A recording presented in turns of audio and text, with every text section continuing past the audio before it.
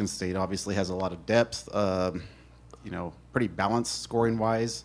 This is a tough team to defend against because of the point guard they have and just the overall balance of the team, I imagine, right? Yeah, they do a very good job of obviously pushing the basketball and breaking you down. Fierce does a great job of getting into the paint and creating for himself and creating for his teammates. And I think that's the first thing that you look at with them is just their ability to break you down, and then putting some guys with them.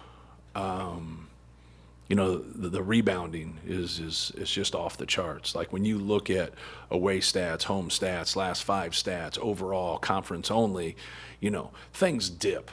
I don't care who you are. Like things dip. Their rebounding does not. Like they are a very, very consistent rebounding team. They're a very physical team. They're one of the best teams in the country defensively. They make it very, very hard for you to get in the paint. And that's why you got to be able to have some discipline, be able to probe the defense, got to have good ball movement. You got to move them. And if you can't move them around and they're able to sit in gaps and make things difficult, now it's really, really hard because you're constantly scoring over them. But Kohler's worked really hard as a player. Cooper's worked really hard as a player. They've developed. They've gotten better. They're tougher. Even when they don't score, they bring a lot to their team. And I think it's going to be important for us more than anything, just like they're going to try to do with us, is, keep the ball out of the paint. I think that's going to be a big piece of this game. Who can get into the paint more, who can keep the other team out of the paint. That'll be a big piece of this game. Omer's drawing some renewed attention just because he's been making some shots recently. Just where have you seen from the beginning of the year to now, what's been the biggest improvement in his game, or maybe the most essential improvement for you guys? Yeah, I would say for him, he's a very good player. He would be in a better spot if he played more. And it's really hard when you're used to playing a majority of the game. A lot of people make this adjustment to be consistently,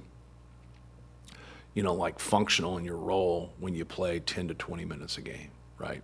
You want to be able to play 25 to 30 minutes a game, get into a rhythm, kind of know when you're being subbed out. Like he doesn't know, that's part of coming off the bench.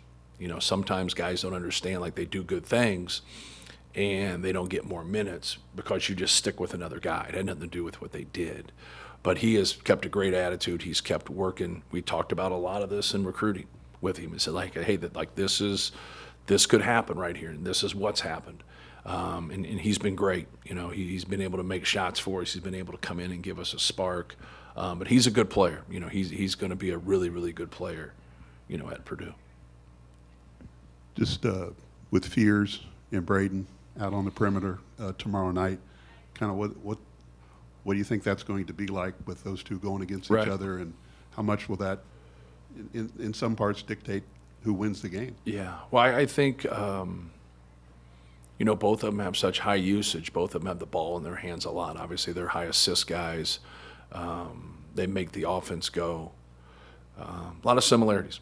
A lot of similarities, and Jeremy's worked really hard to get to this point. Obviously, Braden's done the same thing, but they both have a lot of responsibilities for their team, both offensively and defensively, and it'll be interesting. It'll be a really interesting game because I don't know what that stat is, but in terms of two guys that average around 9 assists a game, you don't normally see someone who averages 9 assists, let alone them going head to head. So and they'll guard each other some. They won't guard each other all the time. They do a lot of switching. We do some switching. But in terms of like regular matchups and how things are, I think you'll see them matched up at times and other times you won't, just because we both switch a lot of different stuff. But once again, another player for Michigan State that has made improvements, has stayed and made improvements. Would you be open to playing one of these non-conference games in February if you were approached, or have you been approached, and what do you think of that idea? Sure. Yeah, I don't think there's anything wrong with it. You just have to kind of wrap your head around that's what you want to do at that time. It has to be the right game. I think at the Illinois, played Duke. Michigan's playing Duke. Past couple years, right? That was last year. So yeah, like you're just trying to get a marquee game for your program at that time. A little bit different, right? Like it's a little bit different to have that game at that time.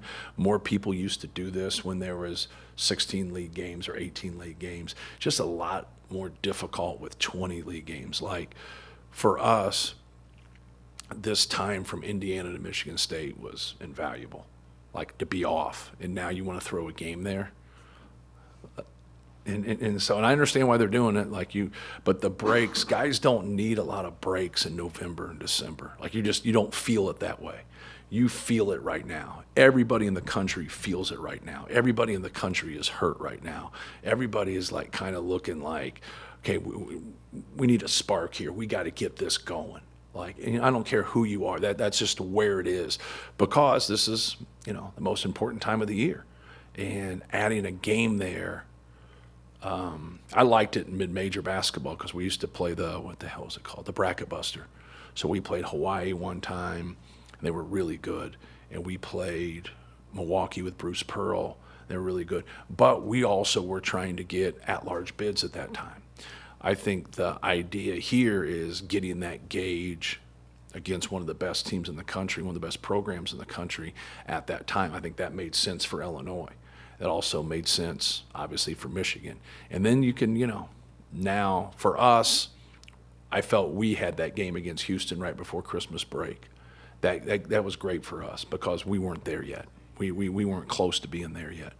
And our guys needed to see it, instead of someone like telling them like, hey, yeah, Auburn told us in a game for 2 hours, like you're not ready for all this. And so we had more work to do, and it was humbling, but it's the best thing for you. At that time. But I would prefer not to with 20 games.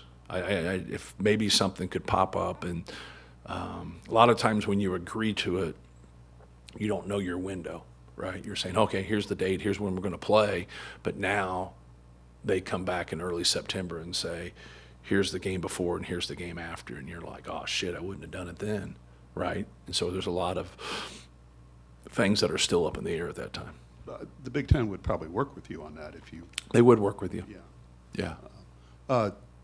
The schedule is what it is, but I think a lot of your quad one wins have come on the road, and they haven't come at home, whether that matters or not. But the fact that you do have valuable quad one wins on the road, does that enhance your resume in any way? I think so. I think when you look at what are we right now? We're 7-2 on the road overall. And then we're undefeated neutral. Yeah. So, we're 11-2 away from Mackey Arena. And so, I without question, I think that gives you that bump. The problem when you get on that 1 seed, 2 seed, 3 seed line, a lot of the people have the same resumes. That's how they got there too. So, if you can get yourself, we have 2 more road games. If you can get you those road wins, if you can keep winning, obviously this would be a quad one win. The Wisconsin game would be a quad one win if I have that correctly. At Ohio State would be, I think Northwestern will be now. Correct? I think they jumped it with this win. So, we have 4 opportunities, to really help ourselves. And that's what you want to keep doing. Keep focusing on the next game. I know that's a little bit coach's talk, but it's true. And, just put all your eggs in that basket, but also, that's what you want. You want these opportunities to help your resume. Going back to Michigan State and a guy like Cohen Carr, you could do everything fundamentally correct, and he's just going to physically get some things on you. What are the challenges when you see a guy that just has those kinds of off-the-chart athletic abilities? Yeah, the challenges are, in transition, obviously. He leads the nation in dunks. Just you have to stay as deep as he is going to, not where he is, because that's going to change real quick with his speed, and make it really hard and just hope like hell other people are sprinting to get that ball stopped, because if you have to end up stopping the ball and you're the deepest guy, you're getting dunked on. He does a great job of back cutting in their sets, looking for lobs. He can get on the offensive glass. He can drive and make plays. You cannot allow him angles. If you're allowing him angles and he's got a head of steam, man, you better have an elite shot blocker there, because he's going to make you pay. And then going back to what you said about everybody's kind of hurting right now, have you made a conscious effort to rest Braden Moore here down the stretch? He's probably sat on the bench more than he has in several years in some of these games as of late. Yeah, but if a game's out of reach, like, I've always taken him out. You know, if a game's not out of reach, I haven't. And so, like, the fact that we were able to get up in our last game and, you know, he didn't have to play as much there at the end. But I do it with everybody. You know, if you start or you're a major minute guy, just, you know, depending. And that's what you really have to gauge. You have to gauge the people that play the most and how their recovery is, because the recovery of the other people aren't just the same. If you play 10 to 15 minutes, you know, you're not looking at it that way, you know, like, and so, but the people that play, you know, 30 minutes, like Fletch and TK and Braden, like, you know, you have to look at it. Anytime you can give them a break and it doesn't affect the outcome of the game, like, you know, you have to be able to do it, especially here. Like, this is our 1-4 game cluster of the, you know, the year. So, you know, we go Thursday, Sunday, Wednesday, Saturday. So there's no days off, you know, in a 10-day window. So, like, we do a lot of walkthroughs the day after the game. So we might shoot free throws, we might stretch, but we walk through a lot, even during the course of the season. Like, it's hard for the guys that get major minutes to be able to respond, so you're trying to get it, but you also can't negate the mental piece of it too. You have to stay on edge. So you can do everything you're supposed to help them physically, but mentally you've got to be engaged and you've got to be ready to compete. So that's a little bit of it also. Your roster makeup allows you to take him out in the first half, though, usually after the 8-minute TV timeout. Right. How beneficial is that, just to keep him maybe a little bit more fresh? Yeah, you know, for him, it's as much as to reset too. It's helped him, even if it's a minute or 2 minutes or 3 minutes, just to kind of get there and reset and then come back into the game. You haven't hired a general manager. Any reason why you've done that besides just wanting to, I guess, keep that control for yourself? And are you rethinking that process, keeping it closer to yourself? I suppose. Yeah, there's like, they're paying somebody for what we do already, right? And so, like, you're taking people and you're hiring people, like, you want knowledge of the game. You want knowledge of the business. You want knowledge of how you operate and how you do things. I would just bring somebody in and have to explain to them 37 years in college basketball in terms, because I don't care, like, you can have general managers, assistant general managers, director of player personnel, you can do whatever. Are you good at evaluating players or not? Because that's the key. And people think the key's money. The key's not money. All right, sometimes you'll get into it where you don't have enough money to get a certain player, but it doesn't stop you from getting the next player. And you think that guy's the end-all, be-all. There's a lot of really good players out there. You got to find those guys. You got to be able to evaluate. That's what's getting lost here. They're thinking the key is getting a general manager. I hope the general manager can evaluate talent, because that's the key. You know, you got to get the right players for your school, your system, your coach. If you can do that, you're going to help your cause. Now you got to be able to manage a lot of different stuff. So, like, what they can do, what a general manager can do, is have communication with agents, have communication with people in the business of trying to figure out all the right ways to be able to pay your players and to put yourself in the best financial situation as possible. There's that, but we have people in place here already doing that. So from administrators to dobos to coaches, and so maybe there's a day that changes, but got to be able to evaluate. That whole level, just the administrative part of it isn't so complicated or time-consuming that you felt the need to delegate that to it. Right. Yeah. We're what they're hiring that person to do, we do. So it's like, who cares who does it, right? Like, you know, but why let one other person come in when we have a lot of people that have been here for a long time that get it, that understand it? And also, it's like, you're not always in the info sharing business too. Like, a lot of people are like trying to read articles to get it figured out. Well, I hope your experiences help you figure it out. Like, think about your on-job training. Think about what you thought you knew until you had on-job training. All these people are coming into positions that they've never been in because the position didn't exist, right?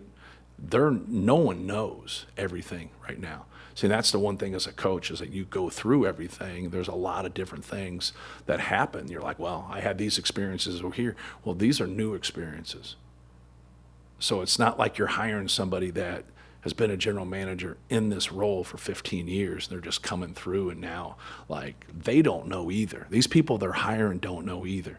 Now, like, the rules and how everything's going to unfold here, no matter what your situation is, we don't really know what the rules are right now.